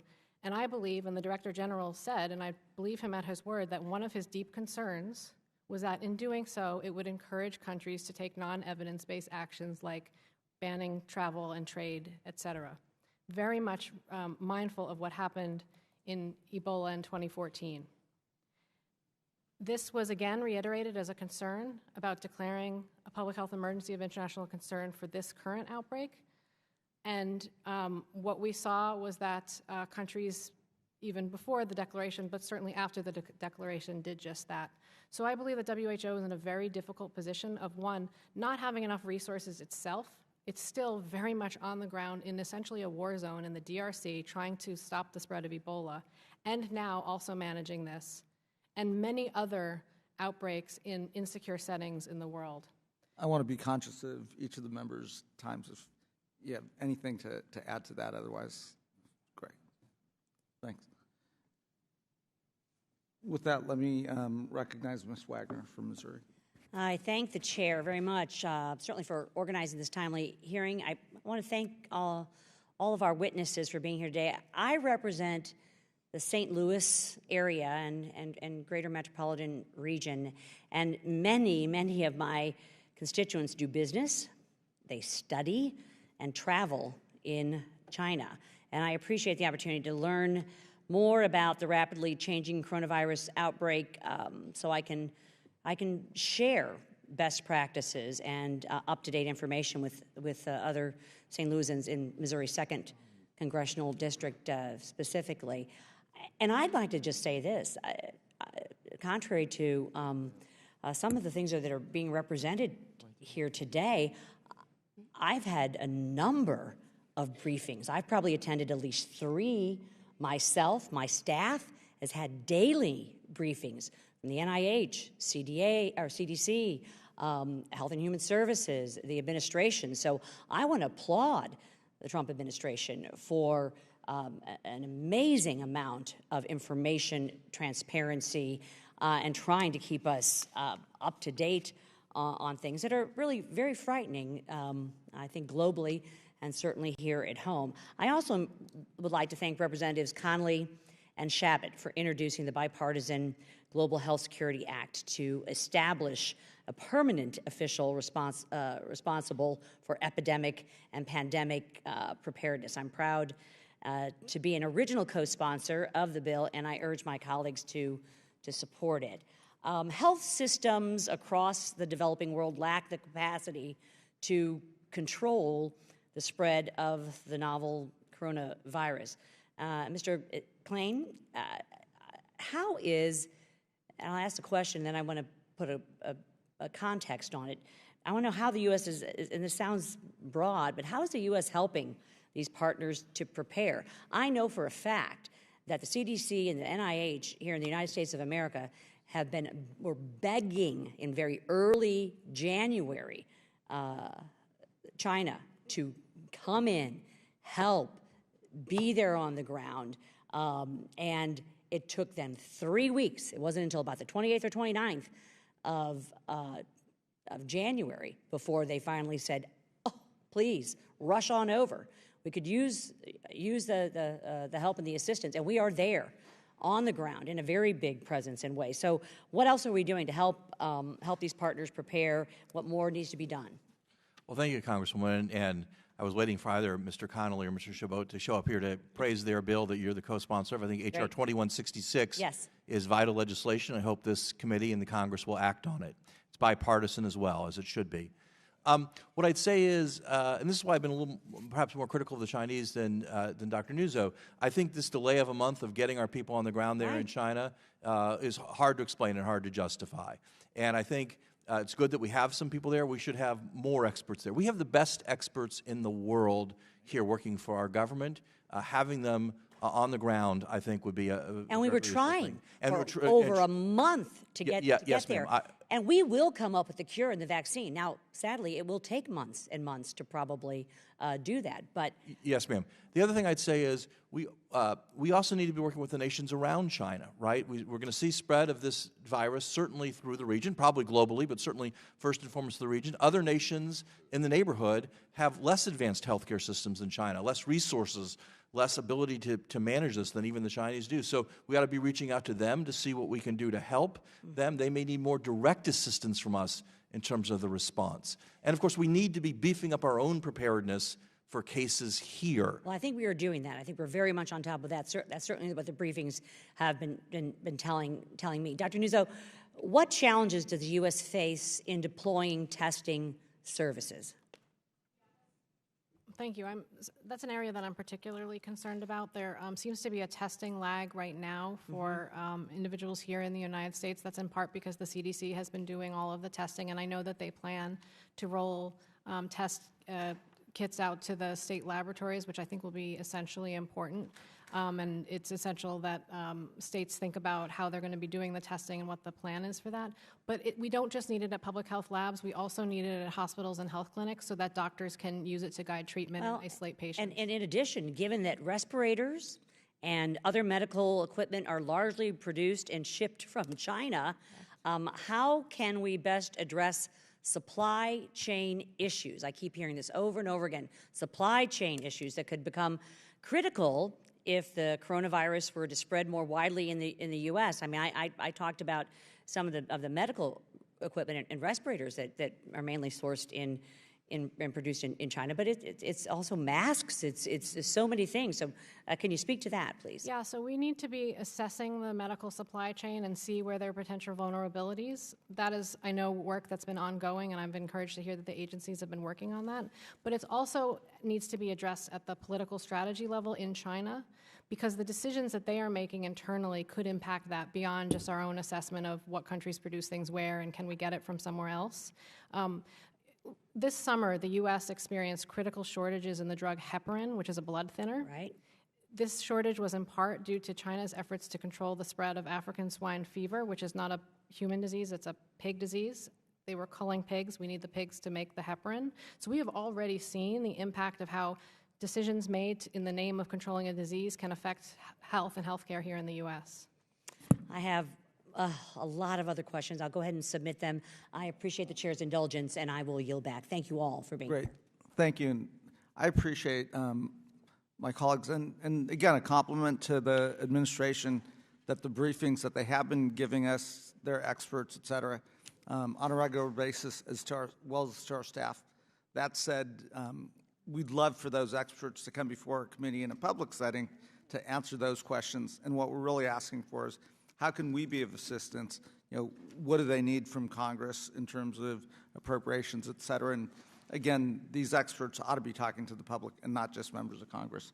With that, let me recognize Ms. Vanberger from Virginia. Thank you very much, Mr. Chairman. And to our witnesses today, thank you very much for what has been a very interesting conversation focused on the epidemiology of this disease and how it's spreading, and also a policy discussion related to what we can do as members of Congress. Mr. Klain, I'd also like to thank you for your very specific 7-point plan and recommendations of things that we should see from a federal perspective out of Washington to help with this and future viruses and future outbreaks.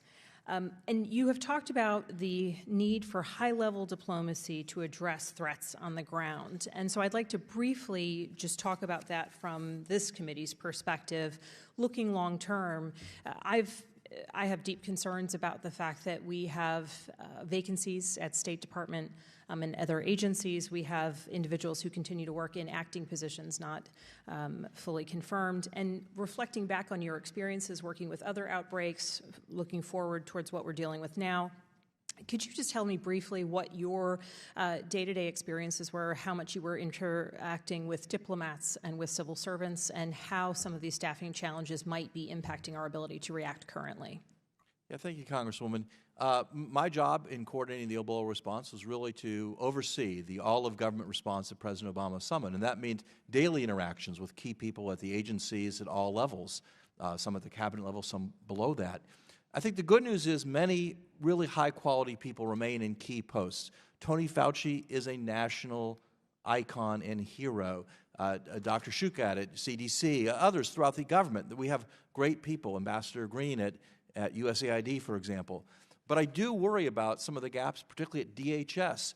You know, Congressman Perry was saying, how could you possibly screen all these people coming here and so on and so forth? That's a DHS function. It will require great skill and organization to do that. I worry about the vacancies there. I worry about the loss of institutional capacity at the highest levels of the State Department, which has to manage so much of the logistics of an international response. So there are gaps. We have some great people in our government. We have some gaps in our government.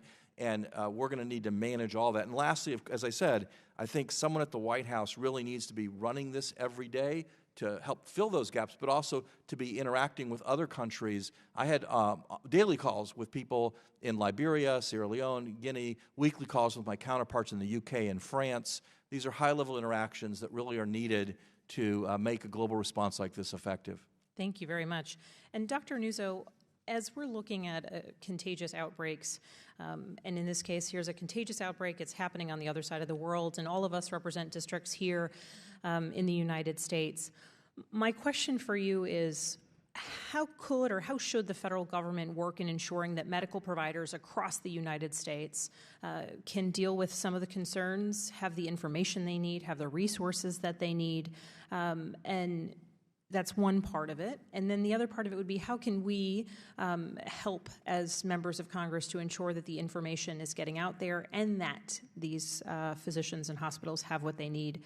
And do you anticipate that there are specific resources that will need to be mobilized to support clinicians across the country if we do see increased spread here at home? Yes, thank you. I had said earlier that although we have a perception that this is an epidemic that's happening across the world, we actually don't have enough information to say for sure where it's happening. We're only testing around people's connection to China. Does that mean that, are you asserting that it could be elsewhere and we're not yet attuned to that? Yes. Okay, thank you. And that's what other countries are doing as well. I mean, it could very well already be here. And I think an important thing for us to all consider in thinking about this is it's not just about how many cases we have in the world, but our level of concern should be tiered to what our perception of the severity is. And I continue to be encouraged by the fact that we are seeing many, many more mild cases than we initially thought were possible, particularly outside of China. As I said earlier, we need to understand what's going on in China about those severe cases and deaths to know if they are in the people that we would expect to have severe illness and death regardless of what pathogen, what respiratory virus they have. It seems like from some of the death reports is that's the case, the elderly and people with underlying medical conditions. And if you walked into any hospital in the United States and just looked for people suffering from respiratory viruses, you would see disturbing things. I think a critical thing that we need here in the United States is enhanced diagnostic capabilities.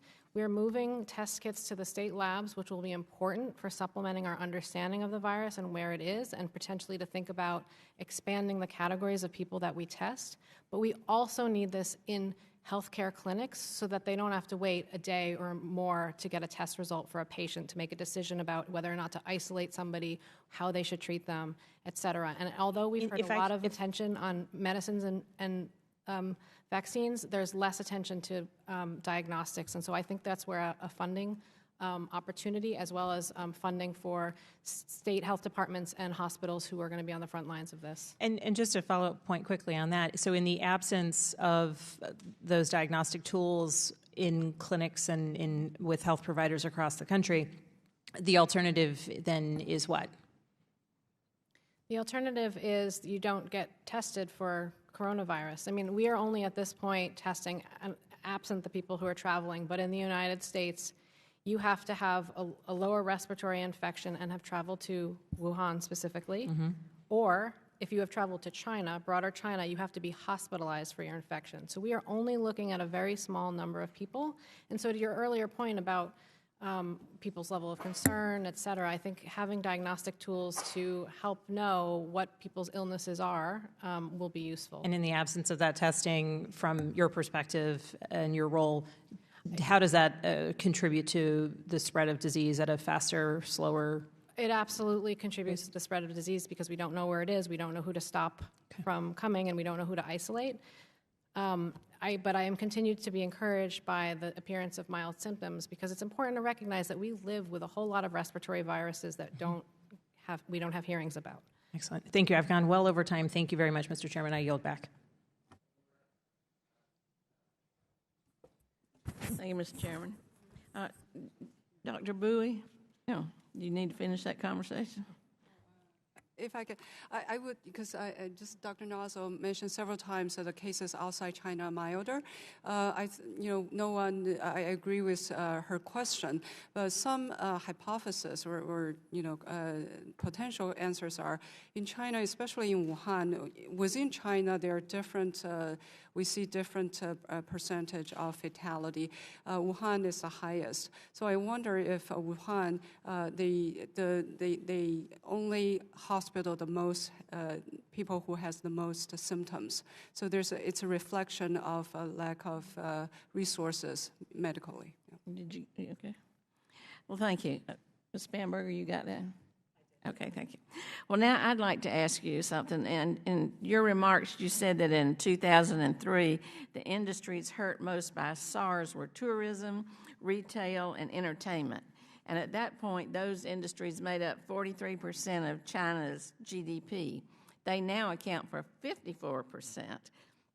And China contributes a much larger share to the world's economy.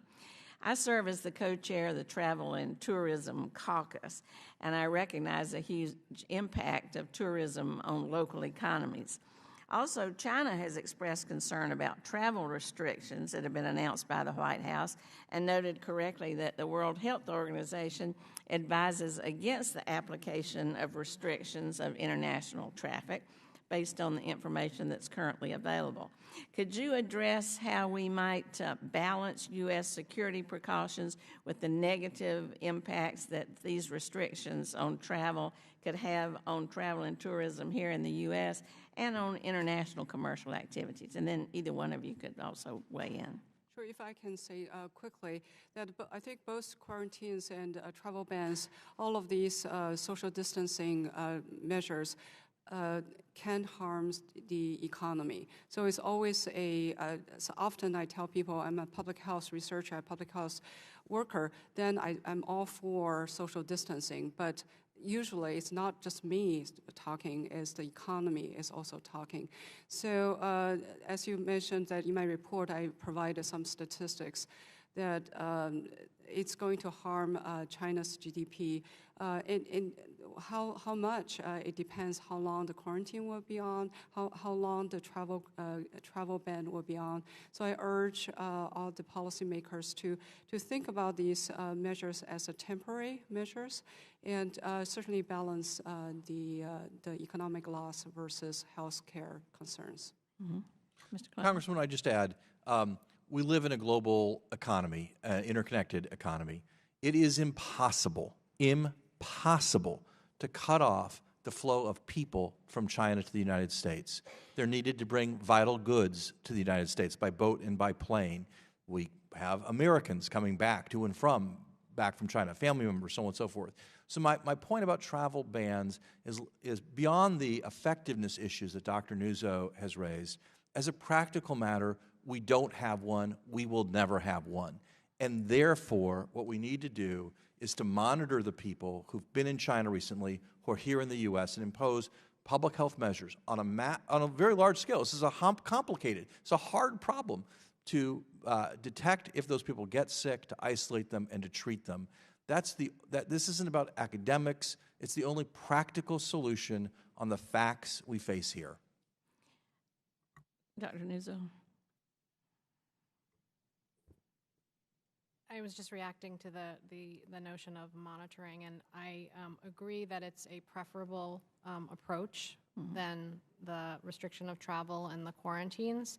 I am less optimistic about the impact of those measures, and just reflecting on Ebola, that we monitored 30,000 individuals and found not a single case of Ebola, and yet those programs that were essentially necessarily stood up overnight in many respects diverted resources from, I think, more important work. So I used to be a public health practitioner, so I'm thinking from the field and what it means for them.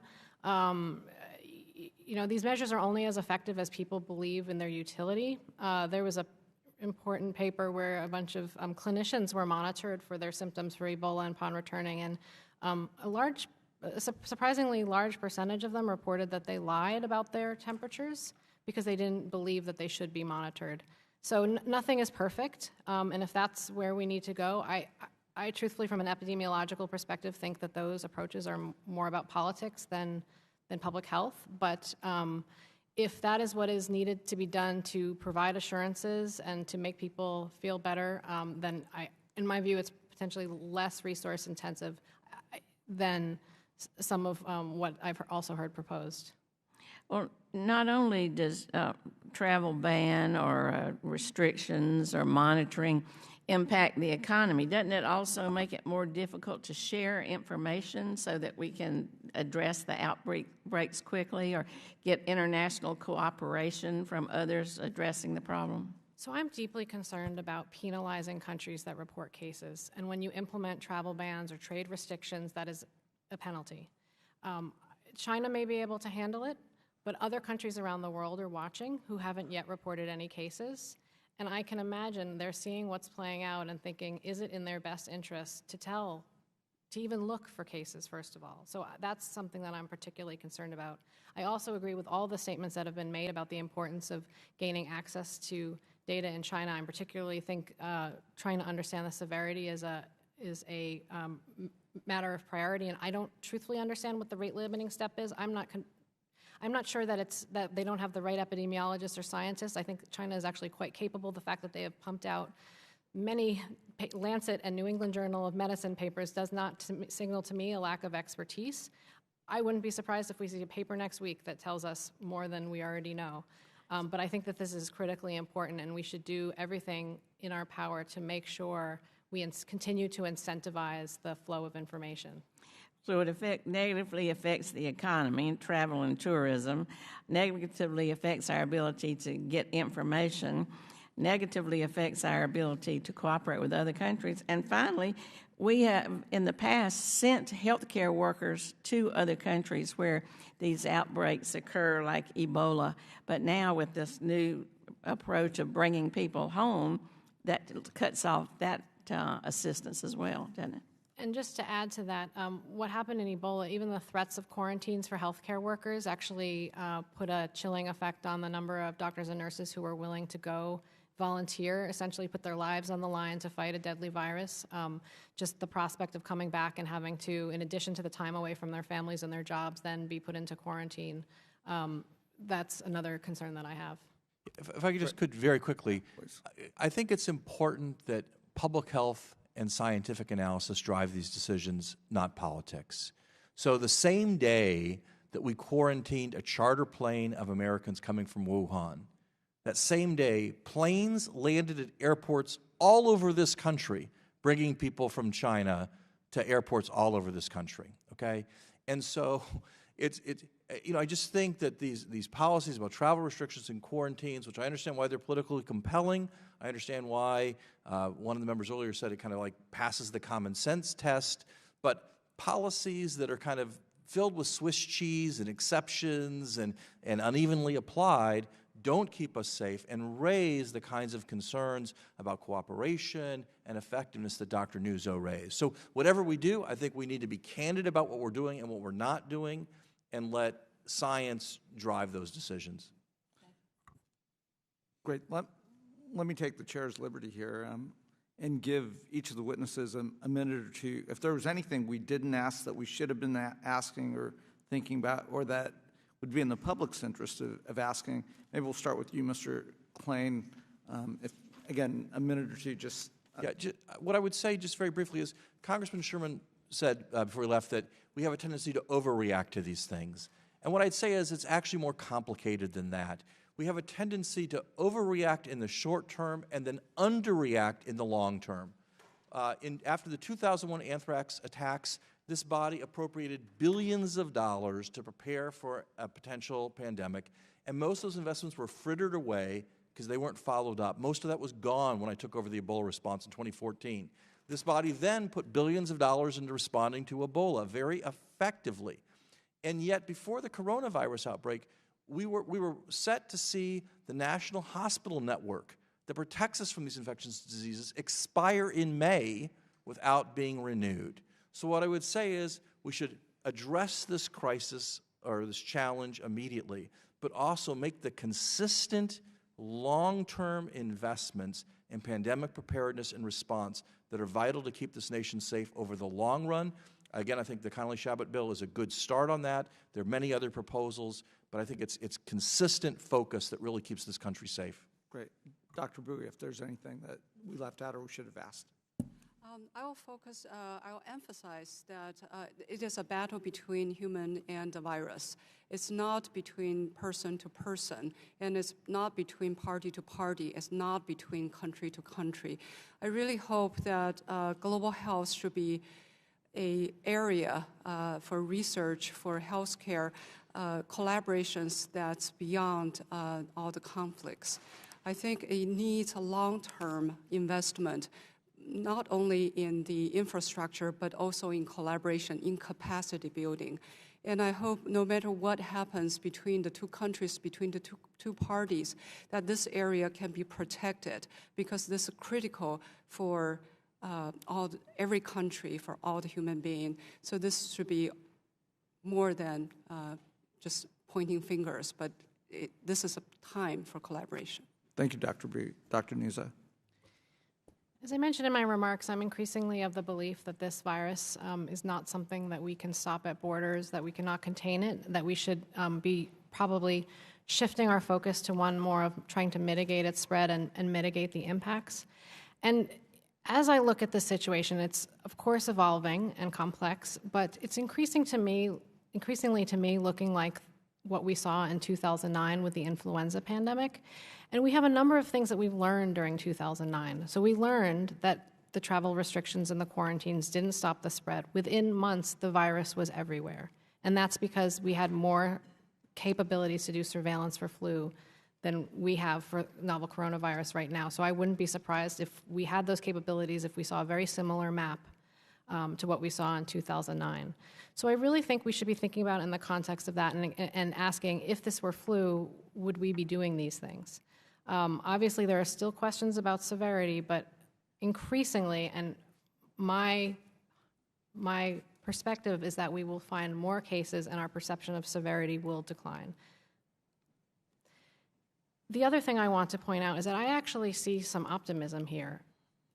Just looking at what we have learned in the amount of time that we've learned from countries who have previously had difficulties, like, for instance, South Korea.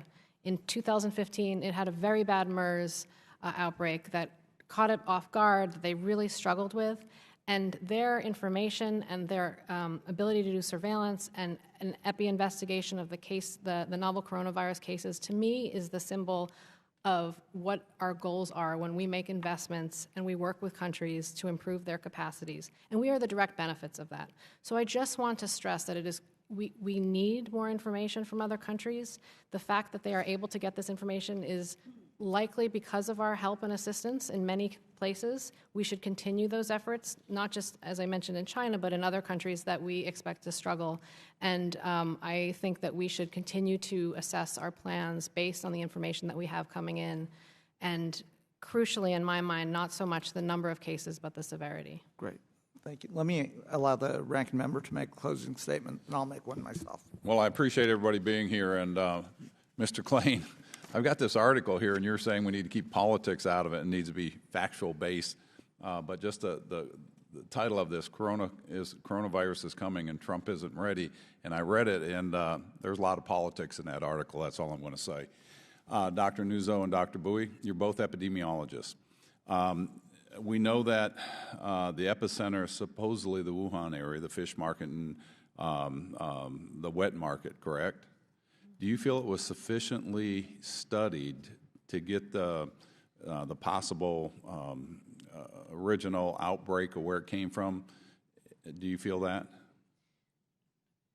Do you have any indication? No. One of the concerns. You said no, you don't think it was? No, I don't think it was sufficiently studied. Okay. And I know that I've heard not just WHO, but also some of the major philanthropies that are putting money towards enhancing the study of that.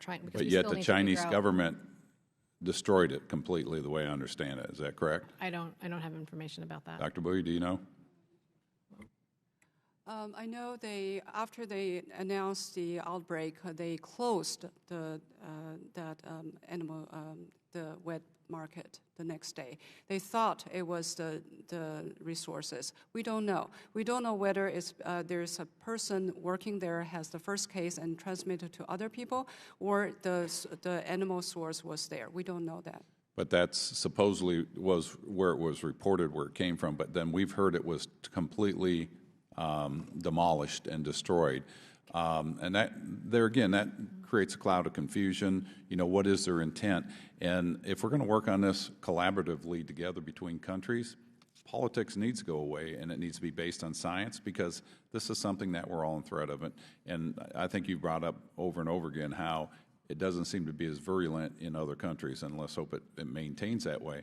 But I worry about countries like Africa, where there's a large Chinese population in the Belt Road Initiative, and their inability to check with diagnostic equipment. So this is something that's going to be fluid. We're going to watch, and we want to make sure. I think it's to everyone's advantage to know where it comes from. Right. Right. So I don't think it's Americans or Chinese. It's everyone wants to know that. Sure. Yeah.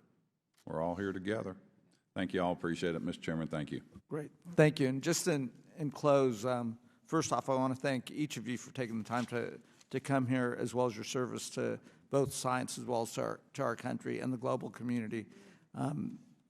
Again, the message to the administration here is we're here to work as Congress. We're all on the same page here. And to the global community and to the Chinese, let's get ahead of this. And it'll take all of our resources to learn as much as we can. I think I can't speak for the CDC, but in my conversations with the CDC, with Dr. Fauci and others, we want to get there and work with you side by side. And if there's one thing that we can do, it's that. Second thing is really put someone in control of this.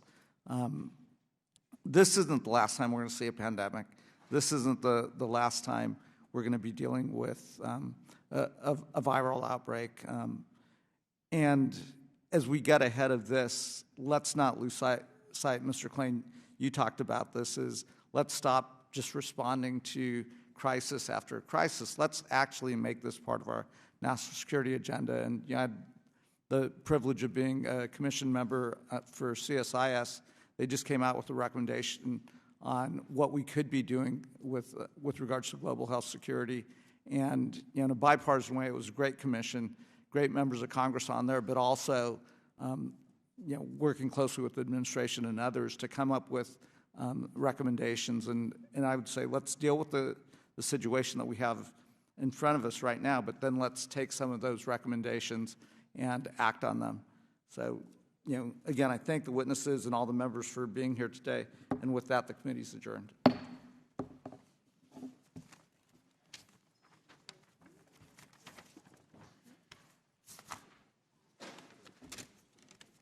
You'll grab this.